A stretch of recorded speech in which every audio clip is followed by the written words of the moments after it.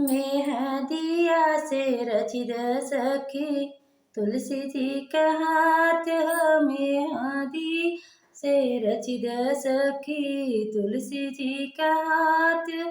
मेहदिया से रचित सखी ओढ़वा पे लिखी दयावदन गरी। ओढ़वा पे लिखी अरे अवधन गरिया। बिचवा में लिखी दर सारा झूल हरिया। बिचवा में लिखी दर सारा झूल हरिया।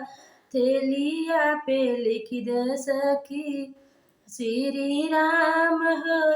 थेलिया पे लिखी सखी हथेलिया पे लिखी द सखी श्री राम। मेहदिया से रची द सखी तुलसी जी का हाथ हो। मेहदी से रची द सखी तुलसी जी का हाथ हो। मेहदिया से रची द सखी अरे गोकुल आरी आरी लिखी द सखी गोकुलान रिया। अंगूरी पे लिखी द सखी गोकुलान गरिया। बिचवा लिख द सखी सरजुल रिया।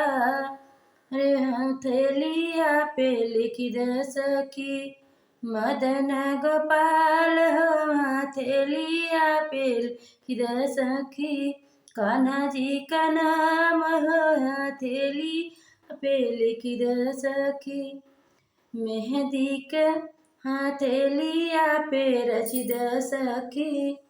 मेहंदी से हाथ हथेली पे लिखी द सखी कान्हा जी के हाथ। मेहदिया से रची द सखी तुलसी जी का हाथ हो। मेहदी से रची द सखी आरी आरी लिखी द सखी कलसन गरिया।